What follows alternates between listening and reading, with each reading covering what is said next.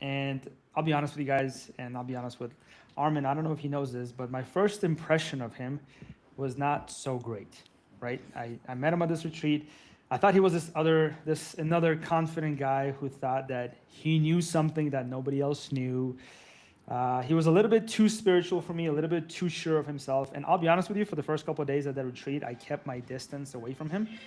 And I don't know if you noticed that, Armin, but on the last day of the retreat, guys, he gave a presentation about surrendering his life. And I sat there thinking through the presentation, okay, this is nice, this is cool, but it's not for me, right? Because I'm a builder, I'm an entrepreneur, I'm Russian.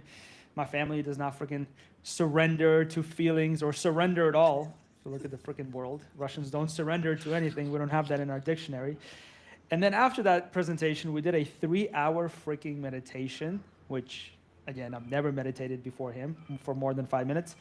And I freaking bawled. Like, I cried, and I know you noticed. You came up to me afterwards, and I don't cry, guys. Like I said, I come from a Russian background with a very strong father. Men don't show their feelings, and something happened to me that day that I still, to be honest with you, cannot really explain or to go back to that. But it definitely changed everything that I see today. Since that weekend, Armin has challenged me to do a meditation challenge where consistently for as long as I could back then. I think you showed me 180 days on your app. Armin, I'm actually going 223 days strong right now. Most of them are not silent meditations, but those silence meditations hit the most. And I know that I talked to you about this before. The most that I could have done was 45 minutes. You said that some things happens after 1 hour. But Armin, today you're on Still Building, and I want you and the listeners to just hear this out and take this episode in a different way, because whether you are in the grind mode like most of us are, anxious, frustrated, chasing something that we cannot really name or get to, I want you to give this episode your full attention, because there might be another option that you have not tried yet. Armin, welcome to the show. Thanks for having me. It's an honor to be here, and I really enjoyed your introduction. And I don't think I picked up right away that you didn't like me or you're avoiding me. But I can at least say the feeling was somewhat mutual, because you just always looked very angry or judgmental in you because of the face. We talked about that. So it's funny to see how the mind completely manipulates our perception based on our inner world, and to see what is not the truth, but just illusions of things until we get close and we open it up and we listen, we pay attention. Go, wait, things don't seem as they are, So it's cool that we're here now. Here we are, friends. Man, yeah. And I know this is a very different introduction than I do for most, but it was definitely an amazing experience, from the meeting you and then going to be crying to you. And then, yeah, you did share with me that I have this face. So thank you. So since then, I try to keep a smile on my face. But Armin, before we get into where you are now, I want to go ahead and just have an understanding for our listeners. Where did you actually come from? What did you build in the past? And just take me back to the beginning. So the company, I started as early as 20 years old, and I was doing transformation events. So it's kind of full circle that I am doing this now, but it's very odd for me to be here looking like this, speaking like this, talking about things like this. Because for those first 3 or 4 years of my 20s, I did a lot of breakthrough stuff, and I had this deep egoic attachment to being like Tony Robbins or one of these guys. And, it's almost like my soul was trying to find its way back home to who it always has been. But I kept finding versions of me, role models that I attached to becoming. And that wasn't the way, but it was the best I knew how to do as a young man. And so I did do a lot of events back then, and somehow that turned into training speakers, but also doing a lot of life transformation stuff. And I was young, but I was very intuitively inclined. And I was able to see things for people that they couldn't see. So I started really young. Then COVID happened. And at the time, I was also witnessing a lot of people making tons of money online. And of course, my weak spot at the point was events are very expensive. I'm not making money. And so I kind of convinced myself of the second big purpose I have, which is to build one of the biggest, and baddest business companies. And so my ego being, the size of a planet at the time, in a good way. It was a healthy ego, but it was big. I thought, well, I'm not going to come in here as a small guy or an average guy. I'm going to come in with a bang. So I bought the entire industry's domain. I bought highticketcoaching.com. And so, whereas everyone was just being high ticket coaches, I'm like, I'm gonna show up and flaunt. So we bought the domain. Funny enough, it was up for like six figures. I think it was like 100 grand to buy the domain. I got it for, I got it down to $1,200, which is pretty crazy.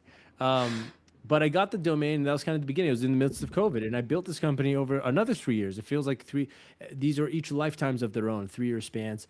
For the next 3 years, somewhere between 23 and 26, I built a pretty good company. We did about 4 or 5 million in sales in about 2.5 years. We had 400 clients go through. They're mostly coaches and business owners. I had a lot of agencies too, and some other people.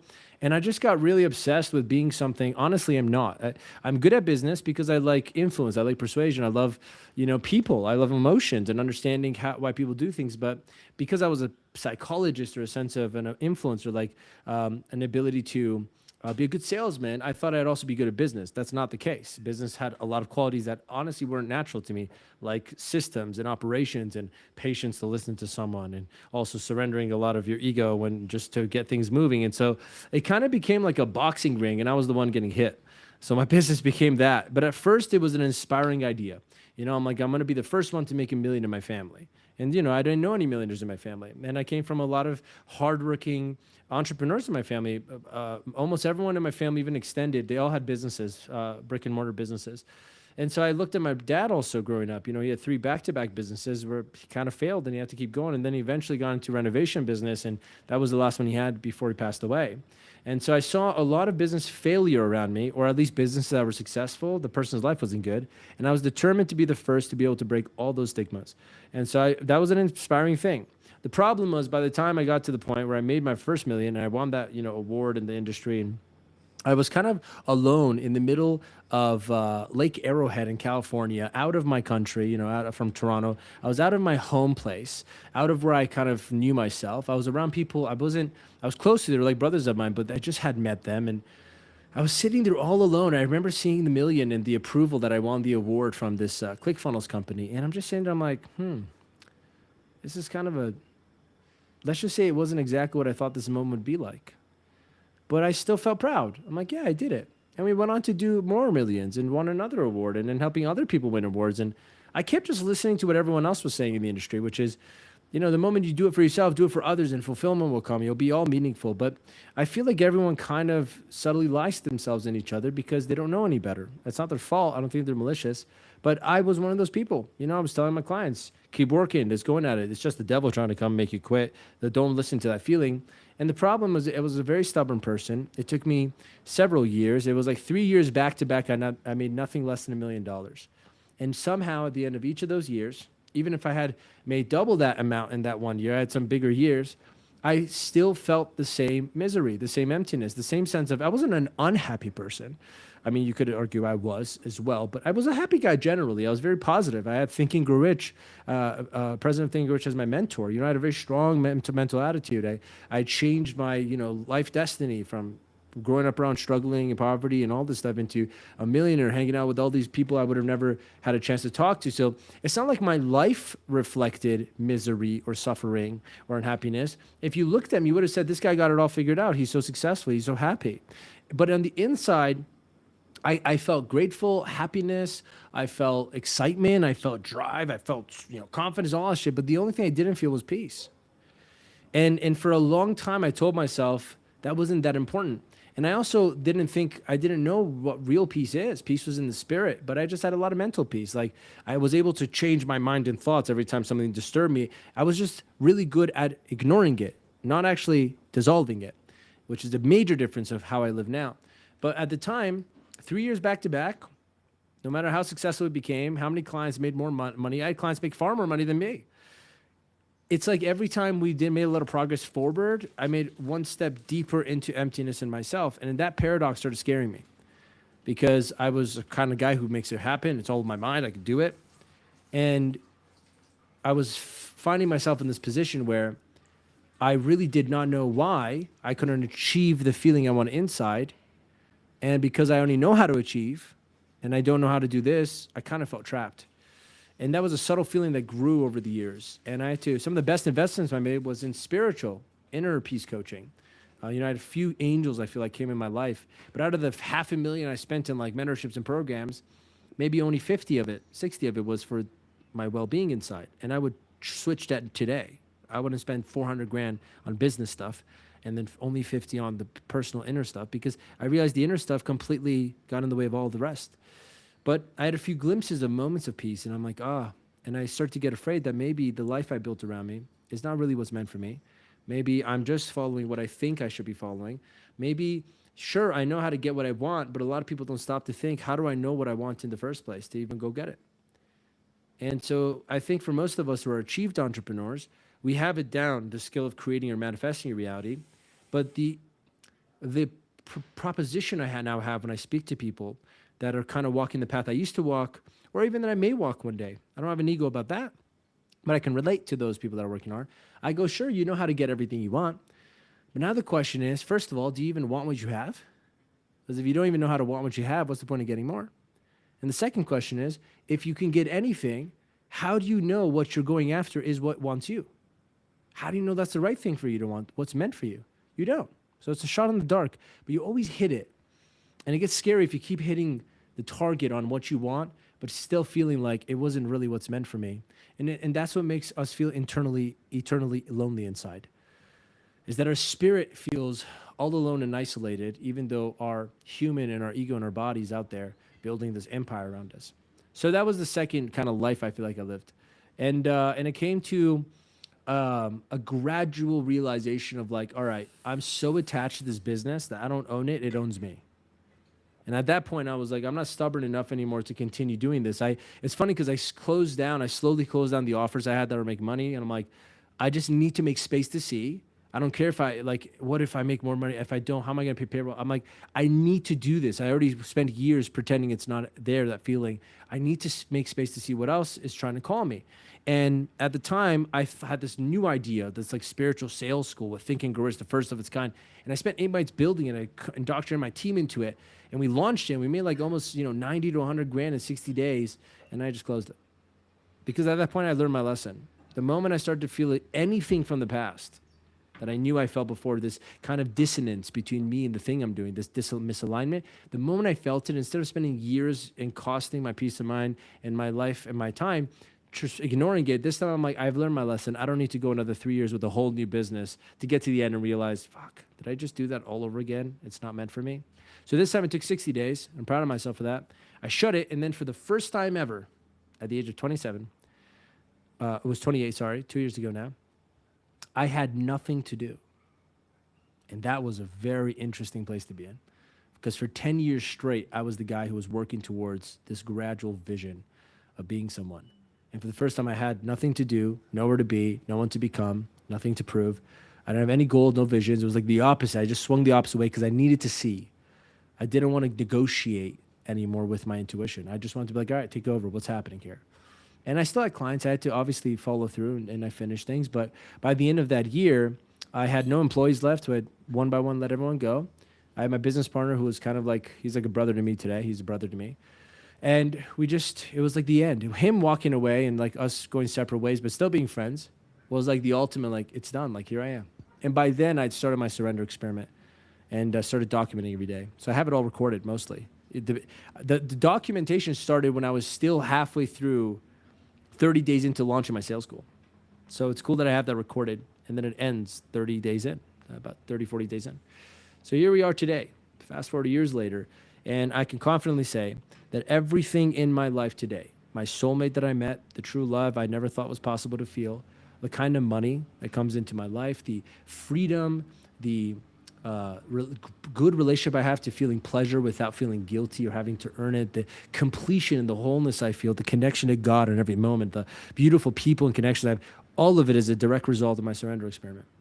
And what I mean by that is none of it was something I chased, I wrote down as a goal to want, or something I really attached to needing.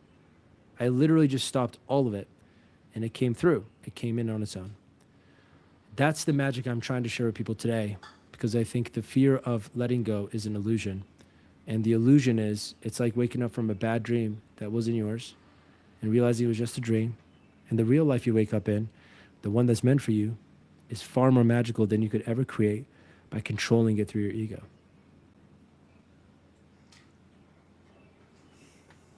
That's a lot.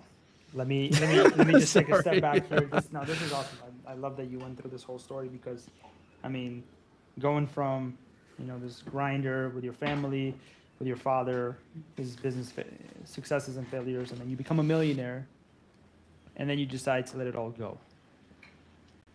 And for the listeners, before we dive deeper into this whole surrender experiment, I just want for the listeners to have a little bit of a better understanding of what surrender is, because like I said, whenever you talked about it, even at the retreat, I was like, okay, cool, interesting, but the meditation is really what hit for me and what made me go into this rabbit hole. But how would you explain what surrender to someone who's used to, like you were and like I am right now, is to build everything through force of will, through push through the freaking walls, to break records? How do you explain surrender to someone like that?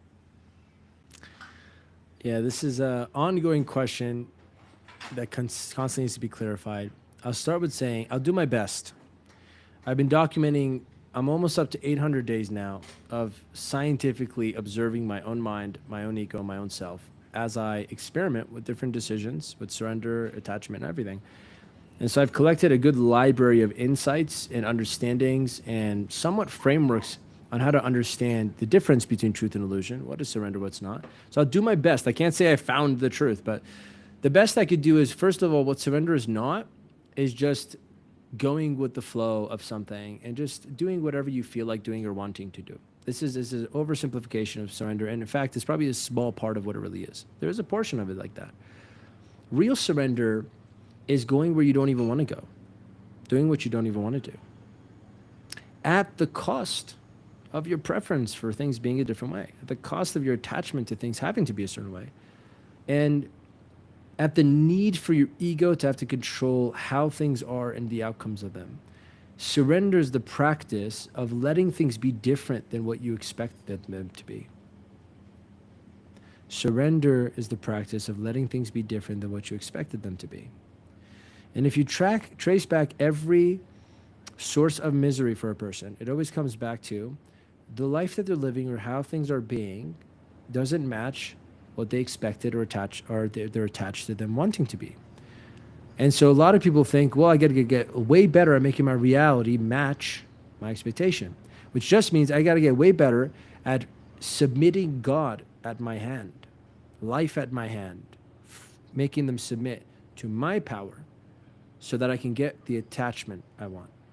And when you just hear it that way from a yogic science perspective, you go, that makes no sense. That's kind of opposite to the kind of goal of life. Goal of life should be liberation, the gradual realization of who am I, the ultimate realization of God within you and the oneness between all of us. That should all your goals should lead to that place. If it's not, where are you going? What's the point?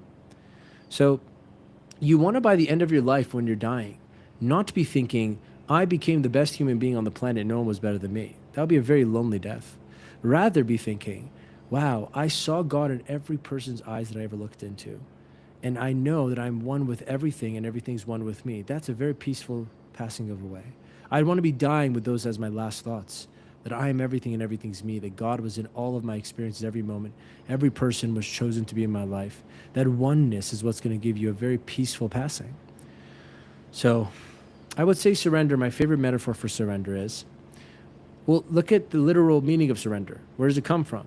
Battles, wars, right? So that's where most people know surrender, like movies or real life history. And usually when you are attacking, you're facing an enemy, you're at war with an enemy. Surrender would mean, wave the white flag, I give up, I quit, you win, I lose. You can take over my kingdom now and take my women and my children and put my men to work, right? It's very extreme. It started off this place of surrender is the ultimate loss. It's death to your freedom and your happiness and your safety. So this is only when you're at war with an enemy. Surrender is the last thing you want to do. It's the thing you avoid doing it the most, isn't it? Which is usually how most of us live our lives. Ego is in an illusory war with someone who's the enemy, though. Who is the enemy? My circumstances. Is that the enemy? The conditions, my limitations. Okay, well, then of course I would never want to surrender, right? In that context. But I started to realize, it became clearer and clearer, the more I practiced the spiritual practice of surrender, I realize on the other side is not my enemy, it's God. What if on the other side is God? You're fighting God, you're fighting life, you're fighting higher intelligence that actually knows your fate, knows your destiny, that knows you at the deepest core, not this conditioned version of you that you've been manipulated into believing in your life since you've been born. And in that case, in this context, just for that example, hypothetically, if on the other side of this battle that I'm fighting so hard against and never surrender to is God, well, then surrender would be the wisest thing to do.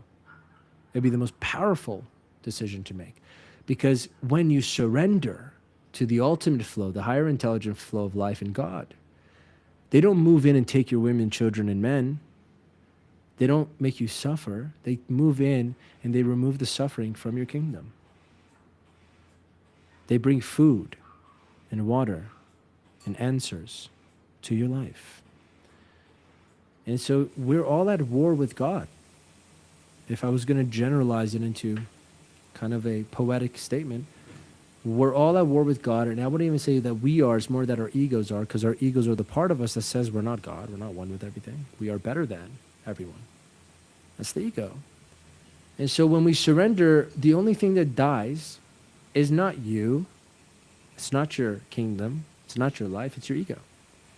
And only when you do surrender at the deepest level and watch your ego die, do you finally see, kind of like waking up from a dream, damn, this ego was the source of all my suffering.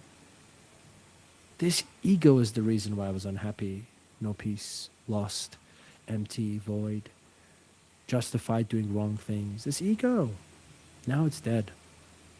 Letting it be reborn, but under the rules and the premise of your true nature. That's what surrender is.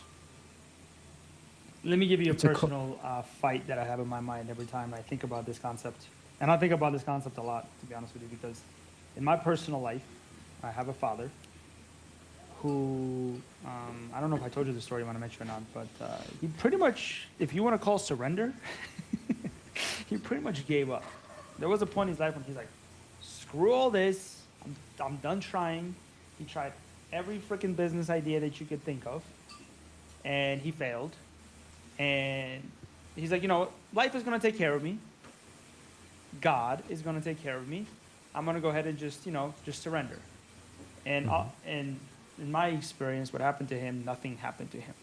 And like even today, he's struggling in terms of life. And this is exactly why I am who I am today, is because of, thank God that that's going on, because I see the other way and I'm like, hell no. I'm gonna let God do the thing, but I'm gonna go ahead and, you know, break freaking walls and records just like you're doing. So how is that? Explain to someone like me, and I think most people are in this boat where they're like, you know, you can. And I'm not saying do nothing, but he did try. He did try in his life. He did, and he just couldn't do it. And at one point, he's like, he threw his hands up. He's like, screw this. He doesn't take care of his health. He doesn't take care of his finances. He doesn't take care of his mind by reading. Nothing. How is this different from surrender?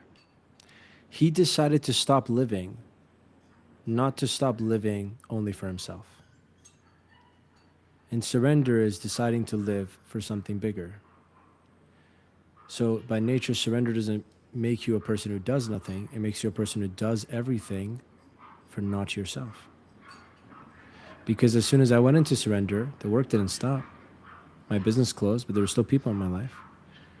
And I had a lot of work to do.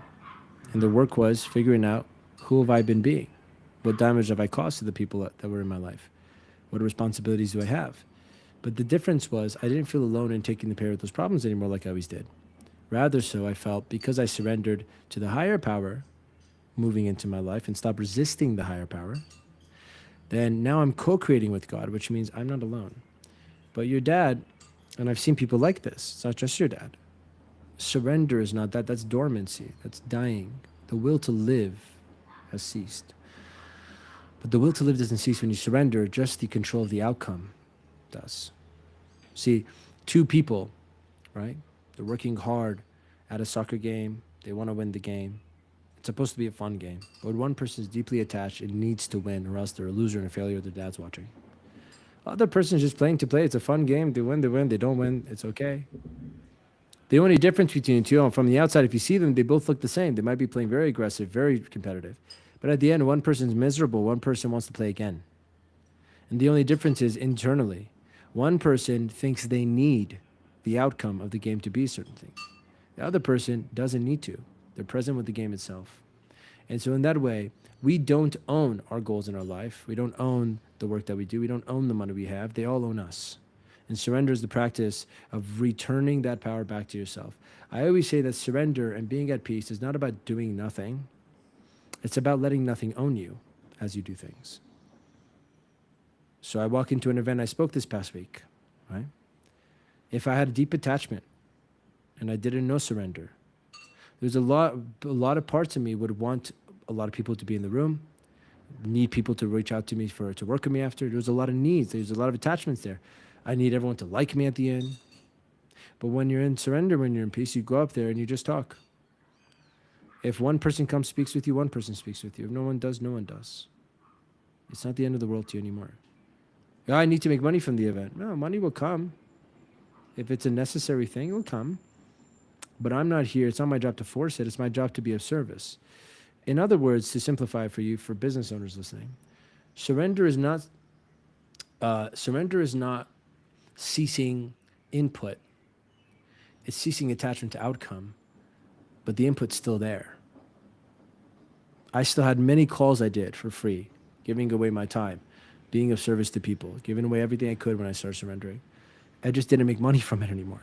I just didn't have a business or an identity that I need to gain from it anymore. I didn't need their validation from it anymore. It was freely serving. And one of the S's of surrender is selfless service. It's the practice of giving as a devotional offering to God, not because you get something from it.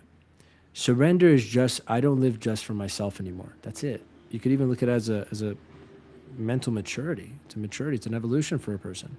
That your life is not just about you. If it's only about you, you still have not surrendered ego. You're just miserable with it, doing nothing. So when you're in surrender, you do everything, but you do it fully with no fear or attachment to the outcome. And ironically, you end up multiplying far more wealth into your life than you did if you were a person who was always forcing the outcome and people could feel it, like they need me to buy. It's like a salesperson who has too many leads. They don't need you to buy on the call. And that kind of energy is very, very seductive, very contagious. People feel and they go, I feel comfortable with this guy. I want to buy from him. He doesn't need me to buy. But surrender, spiritual surrender, is not needing too many leads to be that person. Just be that way. You build a community around this called the Surrender Project. Yeah.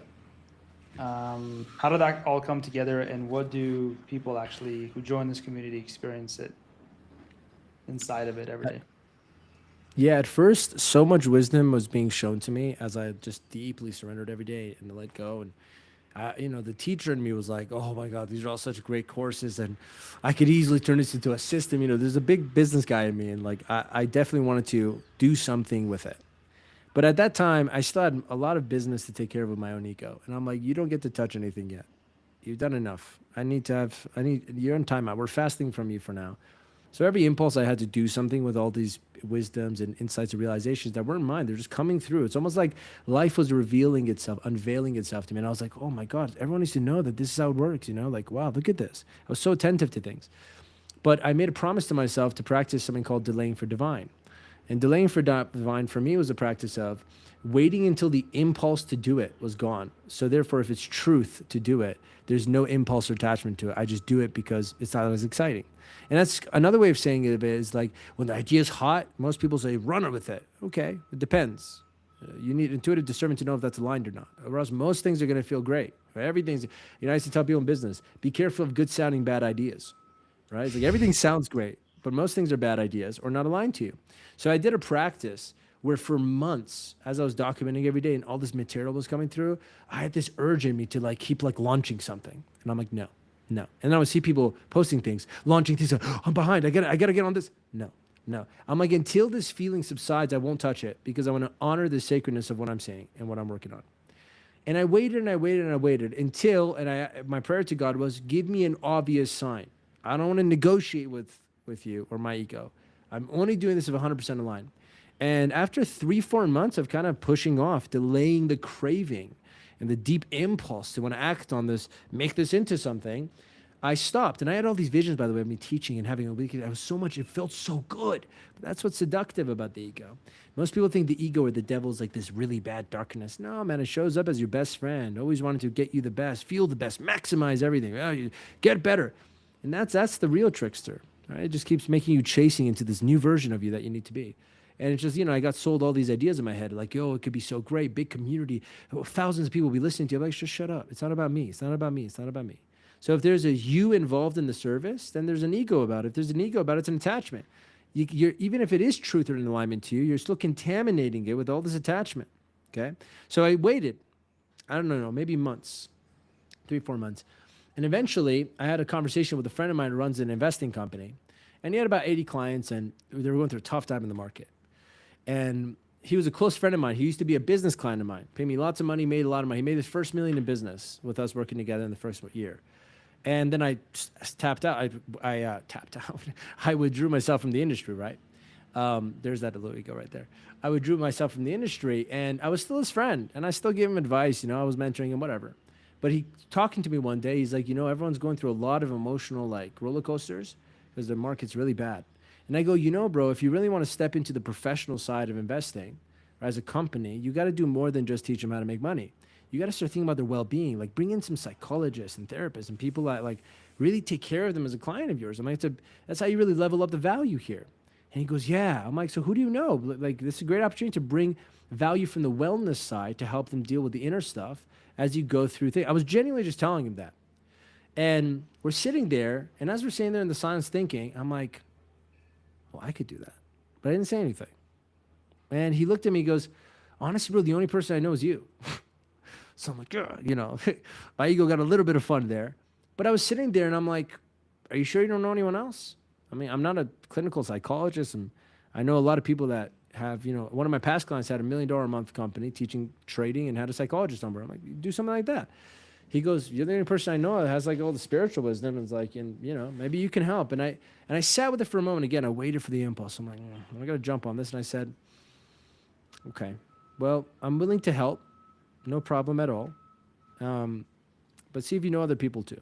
I just want to keep making sure this is really calling me, and it's not something I orchestrated. So we ended up going with me. And that was the whole process, because I think it was my first time in months of not charging at all for what I do, my time around sharing my story and my insights.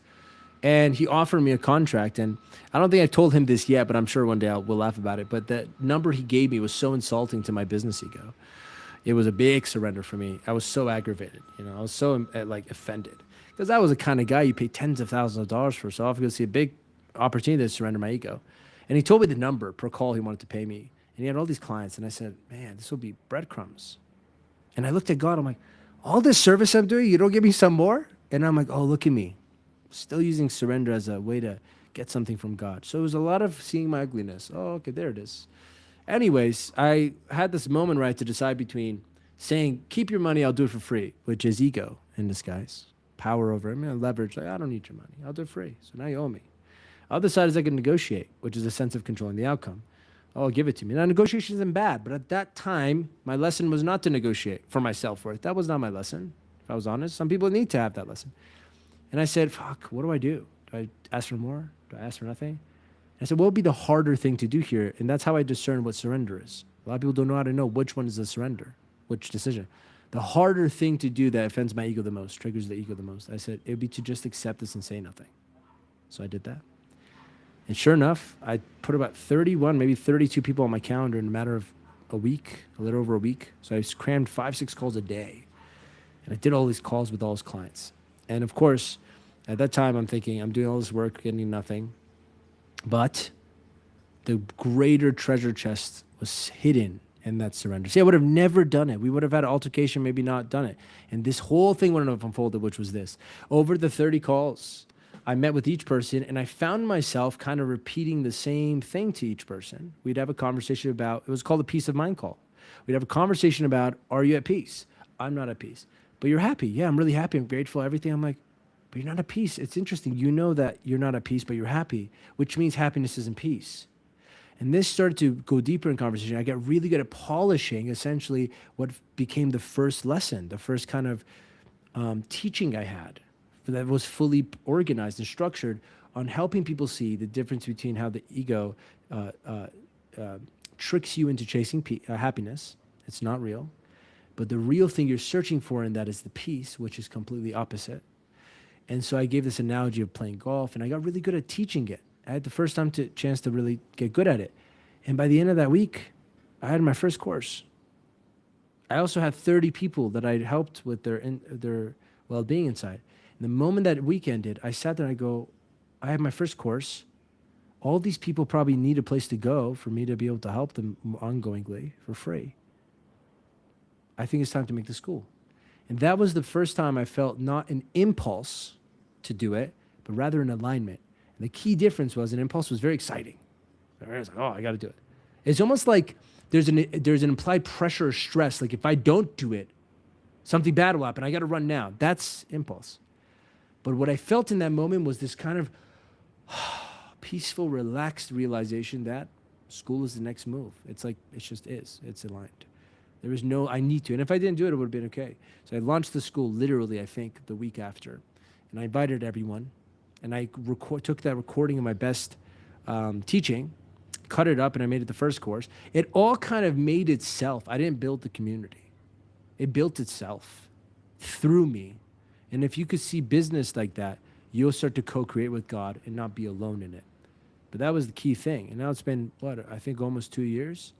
And we're at 1,200 members. And it's changed many lives. I feel like it changes my life every time I step in. There's tons of courses in there. There's no upsells or anything. And it's just, it is what it is. It was a place for me to kind of groom my mind in the work of what I do, to have a way to get better at helping people as I teach and understand and seeing other people. We've done group healing sessions together for, sending love and energy to people and them having healings. It's been crazy community. It kind of built itself. I'm a participant.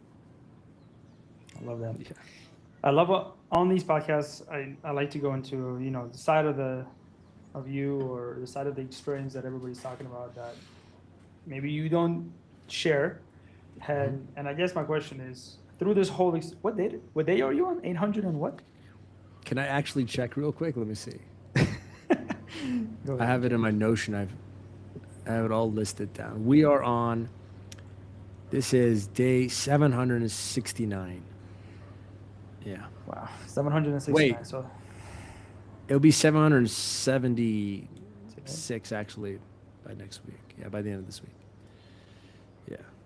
Good for you, man. Well, so the question is, during the whole surrender time, I was going to say surrender experiment because that's the book you told me about before, but surrender journey that you were on, did it ever feel wrong? Did it ever feel like, is this something that, okay. Can you talk about that and how did you get through that? I think in those testing periods where no money was coming in, I was broke, which I did allow my, and I say it this way because people call bullshit on this, but it's because they really believe this is not a choice that could be made. It's just a victimized situation you end up in. But I chose to be broke for some time because I need to know I'm still okay if I am. I was too afraid to be. And I didn't want fear to be the driving force of making money anymore. But I had to deeply face it and sit in that. And a lot of people will think, well, that would only happen to you. No one rightfully or would choose to be broke. I'm like, well, try to be. Look how scared you are to just have no money. See? So the practice was sitting with all the demons one-on-one and loving them. But there was these periods where I'd go into like a period of time where I had no money, but I'm still giving hours on hours. And I'm feeling love. And I'm feeling, essentially egoically, I deserve to not be suffering or struggling. And I wasn't suffering, but I was struggling. And the struggle of sense of mentally struggling, not even mentally, I would say physically struggling with just bills or whatever. And there's times where I felt like I was giving my heart and my all to people from all over, people I didn't know, I never heard back from. And there's parts of me I was like, I wish they would have the decency to pay something, a little bit of that. Cause I'm like, I would do that. I'm like that. And there's times where doubt came and am I just being lazy? The parts of me would come am I just really deeply justifying being burnt out and just needing to not work for some time and making it into a story so I can make myself feel like this is all just, so much more than just, I don't want to work. There's all these moments where I go deep into these tunnels of myself. Am I bullshitting? And there are beautiful tunnels because I would witness my mind, advance in its ability to take all types of shapes and forms to again convince me something's wrong with me. And if you pay attention to the pattern of the mind, it's always trying to convince you of two things, especially if your mind comes from a poverty background, negative household. It's always trying to convince you that something's wrong or this is bad. And if you catch that motherfucker, always being the salesman trying to tell you something's wrong, this is bad, trying to really convince you of this, you kind of wake up from the ongoing illusion that something's wrong and this is bad. And then you start to see you could be at peace in the exact situation you are. It doesn't have to be any different. And if you pay attention to the patterns, it takes all different types of shapes and forms to become far more convincing if it doesn't work. It's almost like it levels itself up the deeper you go into surrendering, into being still and not reacting to it. And the less you react to the mind at first, it becomes more loud. And the louder it gets, you start to, again, doubt, wait, why is this getting worse? It's not working. But actually, if you keep at it, there's a threshold you reach. And I reached a threshold. And the threshold you reach is, it just kind of pops like a bubble. And then you realize nothing it did took you out of the center of your stillness, out of the center of truth, which you initially committed to, which is this feels wrong, something feels off, I'm going to stay here until it feels right. And that's what the mind wants to do. It wants to pull you out of this moment and into running again, chasing, changing. But those moments were difficult because mentally, logically, rationalizationally, I don't know if that's a word, but rationally, there were so many good arguments to make me seem to myself, forget about other people, that I'm just full of shit right now. This isn't really true. You know, I'm not really surrendering. I'm not this. I'm being irresponsible. And all of that's just judgment, man. And I faced the demon of judgment within myself directly, head on. And I'm like, you just never stop. And you know when what I really saw it?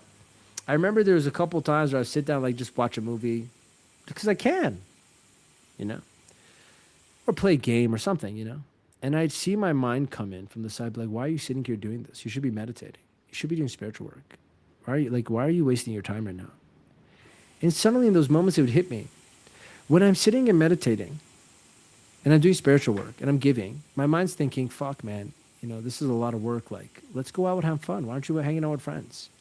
Why don't you do something for fun for yourself? Then when I'm sitting there, it starts telling you, why aren't you doing spiritual work?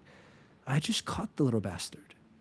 You know, I looked at him like, you just always are going to tell me where I am is not enough and I got to be somewhere else. No more. No mas. It's not going to work anymore. You can shut up now. And then I dissolve into the moment and go, I'm fine. Because that's God. God isn't in some perceived circumstance that's much better than where you are now. And that's where you feel him. God is in this moment regardless of the condition. And the mind constantly wants to separate you from God because it needs to stay alive. If you're one with God, mind dissolves. It just doesn't have control over you anymore.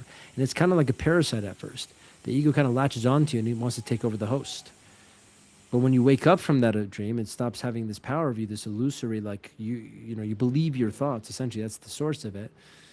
It just stops. And then I realized I wasn't bullshitting. This is actually the practice of realizing constantly and remembering I'm okay in this moment. There's nothing that needs to happen. But only when I'm in the place of I don't need anything to be different or happen, then I'm at peace. And from that place, I go, what do I need to do right now? Like, what should be done? What's my duty? What's my responsibility? And then there's an alignment in working, maybe to pay for the bills. But you have to overcome that voice inside that's making you think something's wrong if you don't, that you're not enough if you don't. So it's funny because people think you just end up being a yogi or hippie. I feel like those people stayed and got attached to the feeling of I need to do nothing. I never did. I had a momentary experiment where I became my hippie self or whatever it was. And then I realized there is a deep sense of fulfillment and love in service. So I went right back to serving, but with the awareness that I don't need to be doing this and I'm not shit or bad or this or that if I don't. And if it doesn't produce an outcome, all of that just dissolved. It just dissolved. You were broke. I mean, that's probably what's going to hit most of the listeners because that's one of the fears we're always trying to run away from. You know, is that financial independence. But you gave up successful business. You gave up, pursuing money. And I think you told us a story about how at the retreat, I remember how you helped a gentleman, I think he had, at a parking lot to carry his groceries or something, Yeah. and he offered you some money, and you were looking at that money when you knew you had, I think that's what the story is, how you had very little or any money in your account, and he's offering you this money, but you know you have to surrender from the attachment to money, and you said, no, this is, you just gave him a hug and you walked away. Can you talk about that specifically? And I mean, that's another level when you know that you're broke and you're seeing this money right here, and we're so attached to this financial success. Yeah. Just for context, he offered maybe $100, and that still would have gone a long way. That's how bad it was. And you said And no. I- And you said no. $100. He didn't give you like $5. Like that's $100. Yeah, because I think the entrepreneurial quality of being successful in business is commitment. And I still had that. That didn't dissolve just because I'm surrendering. And I just remembered in that moment, what is the real objective here? What am I optimizing for? To benefit from this or to liberate from this? And it was an easy decision. And I saw it and I'm like, that $100 is not worth me staying in the practice of staying where I'm at and challenging my inner security or need to get this in order to feel whole. And I just didn't feel like I was done that yet. I wasn't done with it yet. I feel like I still need to be longer in the I need before it could just stop talking. And then I go, well, if I get this money, I feel no different, which I did reach eventually. And it's funny because a lot more money came in, and just nothing changed inside me, nothing. At that time, I clearly needed it, which means it wasn't time to get it. So mine was an unmovable, non-negotiable center of commitment to I'm going to stay detached until it doesn't feel like I need anything. And then I feel like I'm ready to walk back into having things, because then they won't have me. And not everyone has to do this. I mean, if you want the most extreme liberation, sure. But there's so many other versions of doing this that doesn't put you on the line, especially if you have responsibility like kids and wife and all that. Or I don't think you have to do an extreme thing I did. I had the ability to do it, so I maximized the potential I had. But a lot of people start small things, man. Just like not letting a client, like not signing a client if you don't feel aligned, and just be okay with not making that money. Like that's a small thing to start. And I do want to clarify something as well in the light of the fact that this is a podcast is about real, unfiltered, no bullshit. I didn't walk away from my business while it was successful. It was absolutely struggling, and it's because it's based on you in that industry. Because I wasn't aligned, it was very difficult. I was still spending about 80 to 100 grand in expense every month, but I would barely make 50 to 100. So it was sometimes break even, sometimes it was nothing. And so we were negative. And that was towards the end when I started to really deeply let go. So luckily for me, because it was so difficult to continue on the business, it was a little bit easier to surrender, because I thought, well, it's not like I'm losing so much because this is already so difficult. But the potential of it making millions of dollars again, the potential of me activating that part of me, that was all there. So I wouldn't call it $1 million business when I walked away. It was definitely a $1 million expense business. So it was up there. But if you look at my P&L, we made 1, 2, 3 million 3 years in a row, you know? And so it never hit under $1 million. I think the time I hit under $1 million was a year after starting to really close everything down. And I was still surprised I made close to what I did. I was close to them. I was like, well, how'd that happen? But because if I trace it back, I still was giving, and then people were still coming in because the energy shifted, and I was still working with people. So they're paying still 25 grand or so for like business consulting. And I was like, oh, I just don't have an operation. But I don't want to make it seem like, I had millions in my bank account and I said, fuck it, and I went monk. That's not what happened. That's not my story. I'm sure someone else had stories like that. Mine was I was keeping up with all of it, and it was very stressful still. I still had employees. I had a lot of debts that I got to pay, and I was still selling like crazy. I was still doing a couple $100 grand in a month sometimes when I really turned on that guy. But then I would suffer being that guy all over again. I thought, fuck, how many times am I going to keep killing a part of myself to kind of pay the next bill? And that's where I was at when this started to really hit me hard. So it was a little bit more easier. So for those who are struggling, I mean, if you really want to practice, the easiest time is when your business isn't doing well, because that's not a cop-out. It's just you saying there's less risk opportunity cost here to really go the other way and see what happens. So, and my business made millions. I don't think I was a millionaire. That'd be on paper. We generated lots, 4 or 5 million in revenue. We spent millions of dollars, a lot of reinvesting, and also my lifestyle. But I think the profits were probably under 1 million for each of those years, no matter how many millions we made. And so I just want to make sure there's a realistic point of view here, so people don't, take it out of context. But I'm glad that you brought this up.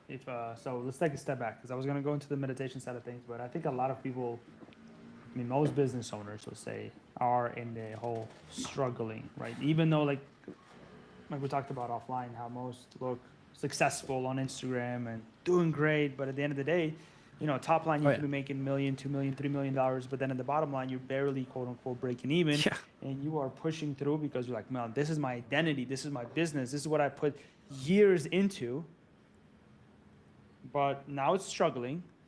And for those business owners that know that maybe it's time to let go because there's a better opportunity on the other side, how do you let that go?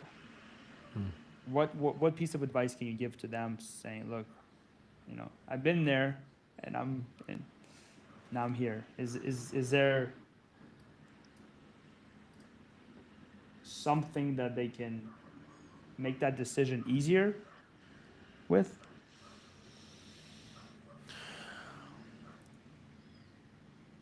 Or while you're thinking, what was your moment that you're like, I'm done?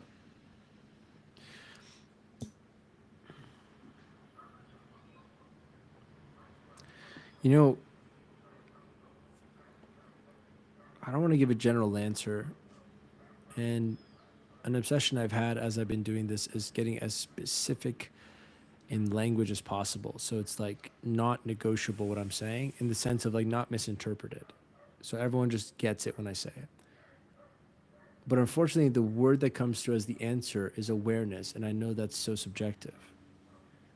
But I'll try to describe what I mean by awareness. Awareness is, for me, the moment where I'm like, I'm not playing this game anymore. Awareness for me was being able to catch the cyclical pattern of being exactly where I was no matter how hard I worked. And that required awareness. That required the desire to see truth and to consider it, even if I didn't like it. And because I was paying attention and aware, I was able to honor my feeling intuitively that something seems off. And the moment I looked at it, I realized I have gone through these impulses before. I have felt these things before. I have had this thought process before. This feels repetitive. And the moment you catch that there's something fishy going on here, this is like I'm repeating the same cycle of up and down and up and down and up and down, of happy, not happy, happy, not happy. And I think everyone, to some degree, if they just bring a tiny bit of awareness to reflecting on their life or themselves like that, they'll also see the same thing. But there has to be desire to want to. The only thing that increases desire, unfortunately, is the increase of suffering. And so the more painful it becomes to keep going with the motion and ignorantly not looking at anything, just keep pushing through, the more pain you experience, more misery you experience inside. And when it hits the peak, wherever your threshold is, maybe mine was lower than some, you eventually hit enough where you then go, I need to start asking different questions. What the fuck is going on here? Like, I still don't feel like I can just relax and be at peace where I'm at. Like, what's going on? And that makes you look at it and go, holy shit, I've kind of been repeating the same shit. That's what I saw. I'm like, first year, I was like, I got to make $1 million, then I'm it. Then I'll feel that thing I want to feel. I made it. And I'm like, man, I'm such a small fish in a big pond. I got to do at least 10. I got to do at least this. Then I did it. And then I didn't make 10. But aim for it. You make more. You make double the amount. I think 2.8 was my best year, 2.6, something like that. And I'm in a big villa in Mexico with a housemaid and, all these awards and this whole brand and everything. And I'm like, I still don't feel the thing. I don't even know what I'm trying to feel, but I'm aware enough to know I don't feel it. What a fucking paradox that is. I don't know what I want to feel, but I know it's not there. Like, how is that possible? Right? That means you can feel something you don't understand. What a phenomenon that is. So there's a different mechanism of intelligence in you that you're not paying attention, which is feelings. And people, drown that out as if it's like some stupid little thing that doesn't matter. But that's the real intelligence. And so it was enough awareness to see it and call bullshit. See, we very easy to do this for others, but no one does it for themselves, man. And I did. I did it for myself. I looked and I said, do I go a 4th year, a 5th year, pushing through and doing a bit more? And this time adding in donating to charities, maybe just like, like Frankenstein constructing that feeling of wholeness that I've been trying. I'm like, well, in business, if you litmus test something, you split test the funnel, you split test an ad, you split test the sales rep, there's a threshold, isn't there, where you go, well, this doesn't work. I did my training, I did my best, I showed up, I gave them 2-3 chances. Clearly, it's just the person. It doesn't work. Like the ad, the funnel, we got to change it. Got to rethink this. And I feel like that same courtesy or intelligence isn't extended to ourselves when it comes to how we're approaching our life and our peace. And that's just ridiculous to me. But to me, I saw it was ridiculous, and I'm like, well, I'm not going to repeat the same thing. It's no different than being in a business that just isn't making money, isn't producing what he wants. And I'm like, I'm approaching my life in a way that doesn't produce peace. What's going on here? It's not. This is what we all want. We want to feel that feeling of completion inside. That shit, not that we made it, but that we're free. We're free. Nothing owns me. You don't own me. No opinion changes what I am. No amount of money or not money, it changes what I am. I'm fucking free. I'm one with the ultimateness of God. And that's untouchable. And we're trying to get it through this limited fucking egoic dimension of life through getting stuff material. You can't. You got to achieve. You got to return home to that truth inside, then walk into the world. Because at that point, you'll be in the world, but you're not of the world. So it's just awareness. And then the courage to accept truth when you see it.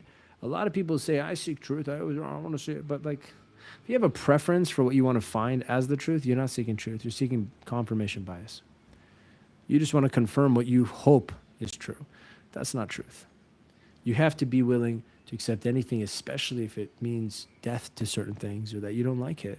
And I think if you don't have that skill, you can't even have a real truthful relationship with a partner in a relationship or a marriage. I don't think if you're carrying that habit everywhere, you don't want to get to know what truth is. Truth never sets you free because you never get there. I love their perspective, man, and I think that it's real, and it's something that we're all striving for, but we're all running away from at the same time. It's such a weird concept. How we're trying to get very to contradictory. It is. It's crazy. Yeah. But let's talk a little bit about meditation, because I think that's one of the biggest things that I've done since I've met you. Is I'm on day 223 today. I checked before this call of meditating, and just if you can give us a little bit of a perspective, what happens during meditation, what type of meditation we should practice, and for somebody who's not used to doing meditations, huge shout out to Insight Timer app, but what other ways that they can use the power of meditation to improve their life, relationships, business? Well, before I answer that, could I ask you, what have you experienced and learned to realize from 200 plus days of meditation? I love that. Presence. Not elimination, but a lot less anxiety.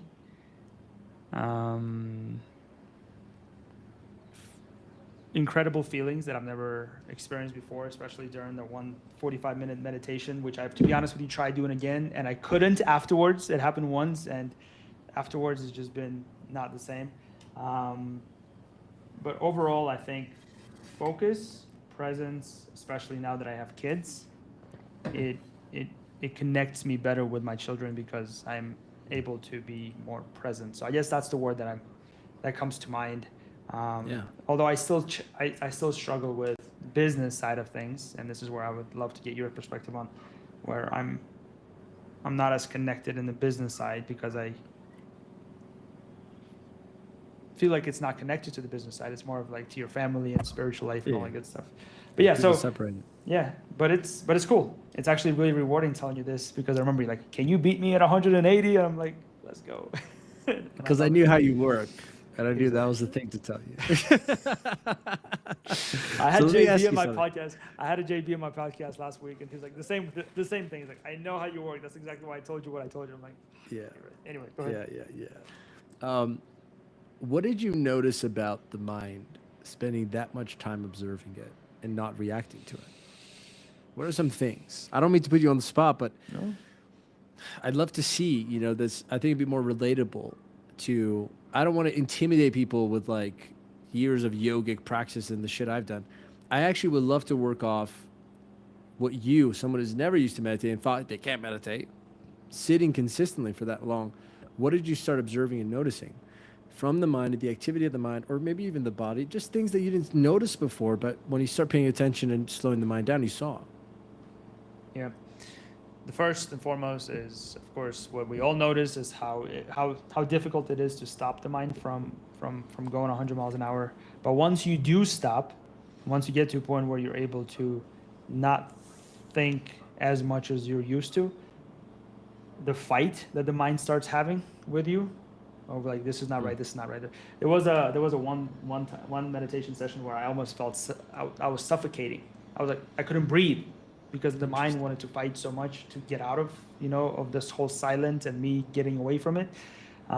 Those are the things that I've noticed that made the biggest impact. Where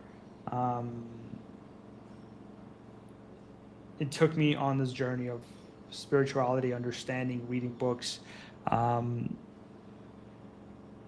But that's the biggest things that I've noticed about the mind in terms of how much it wants to fight with you. And just like you said, you hit the nail on the head, how it always wants to tell you that you're doing something wrong. You should not be sitting here. You should be spending time with your kids. I'm like, no, I have my timer. It's on. I'm here. And the fight that you have with your mind. But when you're with the kids, it says, you didn't meditate today, you should sit down. Yeah, you should go meditate. What are you doing here playing with your kids?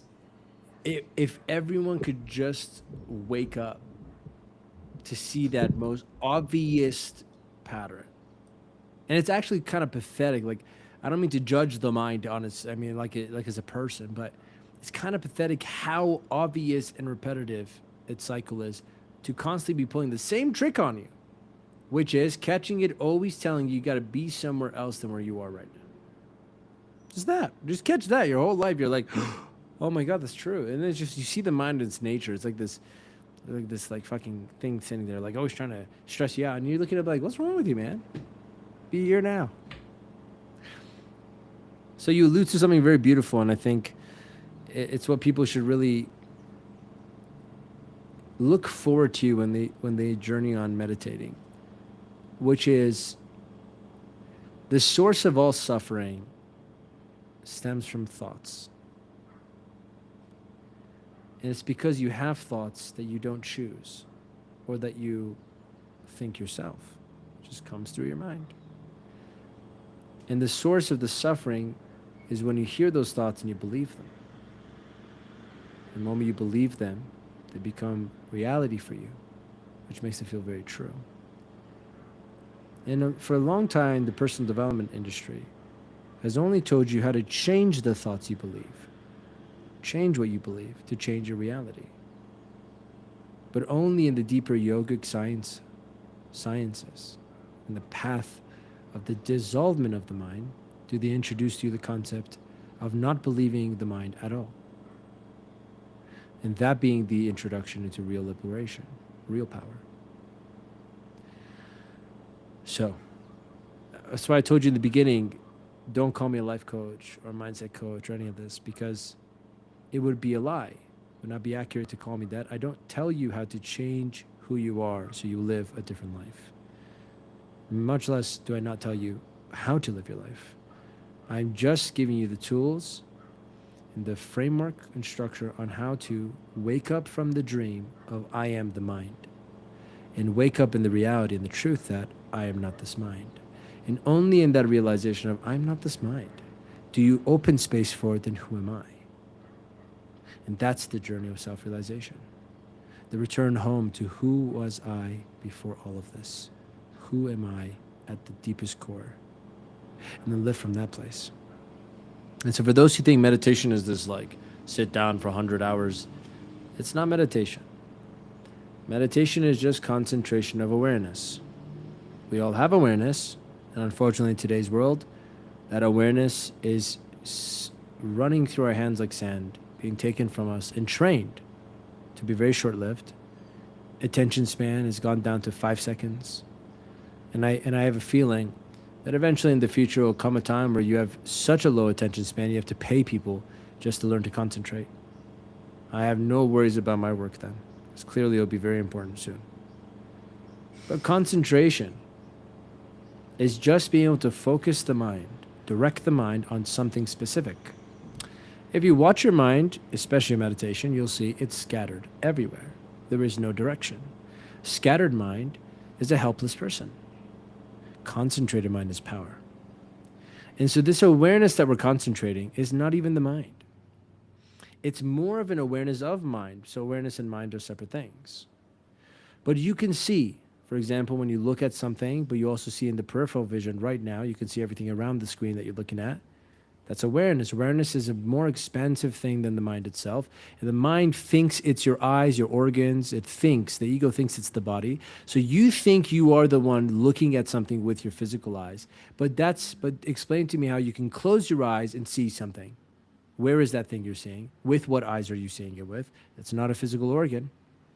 It's definitely not your mind. So awareness is the ability to kind of be everywhere all at once. And when you meditate long enough, deep enough, and you continuously practice the concentrating of awareness on the present moment, the present sensations of this moment, what you're hearing, what you're feeling, what you're sensing, what you're smelling, what you're tasting, what you're seeing, when you're fully being here, when all your awareness is here right now, not sucked into a future thought or a past thought, it's not absorbed by the mind, the awareness itself becomes completely absorbed into this moment. Only then are you free from the being a victim of your mind, of your thoughts. But that's only the first step. Then the advanced step from that point where you could just fully be here with all your sensations right now, present, completely present. Then the practice becomes concentrating the awareness onto itself. And this is what they call in Eastern philosophy samadhi, is when the mind absorbs into itself. Awareness becomes aware of awareness. And then there is no self. There's no you. There just is. You experience the oneness of everything, as God, as you as God. And then you come back, obviously, into this body and you go, what the fuck is this thing? Right? You're like, oh, I experienced myself as the universe. And now I'm this guy wearing a scarf and long hair. How'd this happen? You know, and imagine living that way. You're just fully awake. Like, fuck. I thought I was this person, but clearly I'm not a man experiencing life or anything. It's more so that I'm the universe experiencing a man, you know? So it's just the practice of bringing all your awareness onto something. And in meditation, there's two types that I've understood. There's no thought meditation and single thought meditation. Single thought is usually a mantra. It's the more popular ones. A mantra, like you say, I am he, whatever, as you breathe in and out. Or it's focusing just on a specific image in your mind, or you fixate your mind on like a candle light. You know, it's like you're focusing on one point, single point meditation. But it's still a thought. You're still using the mind. You're still using the mind to hold. You visualize something. This is not meditation to me. This is almost meditation being used to attach to something again. But no thought meditation is you don't use the mind, because meditation is about losing the mind, not using it. And the way you do that is there's no thought. You bring all the awareness into the sensation of feeling things and away from thinking about them. And so I can think I am one with God, or I can bring my awareness into my body and experience every inch of my own skin. And in that inch by inch experience of my own body, I start to feel there's some intelligence and kind of interesting existence of fabric here. And somehow I feel like that's connected to me. I'm connected to it. And so I'm now feeling what it means to be one with God. I'm feeling the moment. In this moment, I'm feeling the sensation. And I'm feeling the existence of being in existence. This is a feeling. You don't think about that. You're experiencing something. So most of us are experiencing our thoughts. Thoughts are just the illusions, usually echoes of the past. So everyone can start meditating right now. Very simple. Activate all senses and just be with them. And so there's 5 doorways into this present moment. There's what you see, what you smell, what you hear, what you taste, and what you touch. There's a 6th one, right? What you feel intuitively, emotion maybe. That's a non-physical organ. But the other ones are organs. With those organs, when they're all activated, you're going to have the best opportunity to be completely here. What's the activity that activates all sensations? And everyone goes right over their head. Every time I tell them, they're like, wow, I could be meditating so much if I just did it during this activity. That activity is eating. You're having a nice plate of food in front of you. You're seeing the food. You're smelling the food. You're tasting the food. You're touching the food, and you're hearing yourself chew this food. If you can just zero in all your attention to all the sensations of what it's like to eat, you'll find yourself experiencing this blissful state of peace, of not being yourself, no pressure of being who you are, just experiencing being this moment, doing this thing. And this is the practice. Eventually you get good, you sit, and you straighten your spine, and you just practice the feeling of every inch of sensation of the own body, all the sounds you're hearing around you. And eventually you get so good that the majority of your awareness is being taken up by the sensations of right now, and not by the listening and suffering and believing of thoughts. I love that advice. Armin, I would love to spend another hour talking to you about this, but I know that we need to wrap this up. Rapid fire questions, the 4 same questions that I ask in every single episode. If you don't mind, just do not think, just answer them as quickly as they come to your mind. What's the best business or life advice you have ever received? The best advice in general that was business and life came from the president of Think and Grow Rich, which is the beginning of my spiritual journey without even knowing. And he told me, Armin, without peace, you have nothing. And the advice was essentially to never put anything above peace of mind. And it's been true, still continues to be true. And when I sit down and my mind is disturbed by something that's happened and I can't be there in the moment, I can't even finish eating my food. Imagine trying to finish my goals. Peace is everything. Peace is presence, and presence is power. So peace, without peace, you have nothing. What's the worst business or life advice you've ever received?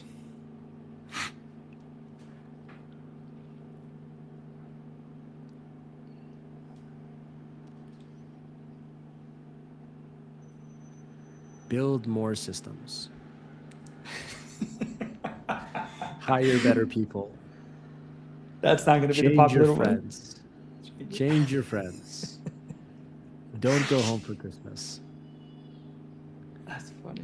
Because all those advices are moving you further from your heart and trying to pull you out of being in the moment of the wisdom of those problems, and trying to teach you and condition you into thinking you can change life's conditions to meet your needs. And it's not giving you any advice on you observing inside to adjust and free yourself from those conditions so that any condition is meeting the needs.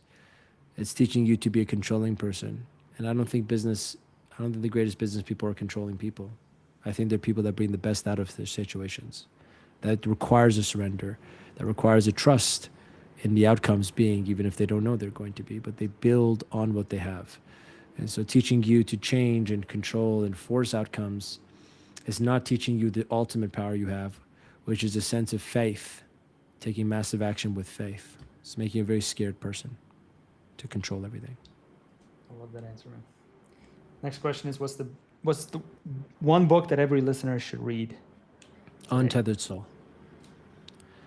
Untethered Soul by Michael Singer has done a fantastic job in practically deconstructing and breaking down the process of surrender in the most logical way, so it's irrefutable. There's no arguing it.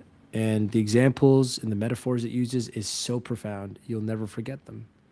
And you'll never be able to unhear or unknow what you learn in that book. And so when you go into day-to-day life, you know what surrender is and what's not. And it could easily become the beginning of your journey of learning how to find peace by untethering your soul from the mind's attachments. I think it does a great job at that. I love that. Last question. Still building. What are you still building that our listeners should be looking out for the next 6 to 12 months? From honestly a place of pure joy, I'm looking forward to continue building the most practical way to do the impractical things of spiritual work. And so the infrastructure I built around all the mysterious, unknown shit I've been practicing and trying in my life that's yielded some incredible things in my life, I'm so grateful and proud that's Armin guy here, to have it structured enough that I can hand it to someone. And so in my private client program, we have like a 7-part self-assessment process that's built in a specific way that I can use, and I create a peace formula to actually calculate the best of my ability through your own assessment of yourself, what your percentage of peace is through all 7 different centers of energy, and use that as the insight to what we work on over the 6 months, and then take both assessments, compare them, so I can create a transformation report around your karmic path and things. So there's so much structure built around this, and the processes of the practices you do, the exercises, and the answer essentially a response to every single thing that shows up in the journey. It's almost like I'm excited to know I have a library with an answer to every question a client asks. And at this point, the amount of clients I've had, I'm just excited to see, like, I don't think I have the answers to everything, but fuck, have I recorded as like a service to the world and to God so much of it that there's like nothing. I don't think anyone I ever bring this to will feel lost in the process. And it's a very lost-inducing process. So that's what I'm building, the structure around the intangible, so that everyone could practicalize peace in their life. And I'm bringing it into the world of people that I know best, entrepreneurs and business owners. So the school is one aspect of it, the private client program is, and then the retreat that it's coming up to do, and the events that we do, to kind of give people these practical step-by-step process where they see their ego and wake up from that dream and see truth coming through alignment. Living a life of truth, not a life of reaction. That's what I'm excited to build. I love that. Do you talk about this anywhere on your Instagram, or your community? Where can people find more information about this? Well, I don't, because I don't promote this stuff. It's more networking and one-on-one if we meet with people. But in the school, a lot of the things, obviously, I share, that's the community, right? The school's a lot. We talk every week, so that's a place where I kind of show the insights of things. My Instagram, not too much, but soon that will change. That'll change soon. Cool. So we'll post a link on the school on the notes. Armin, thank you so much for being here. You are an incredible individual. I appreciate everything that you're doing, and can't wait to talk about this when I'm much more deeper into this journey. But thanks again for being here, man. This was awesome. Thank you for having me. I love you. I love you too, brother.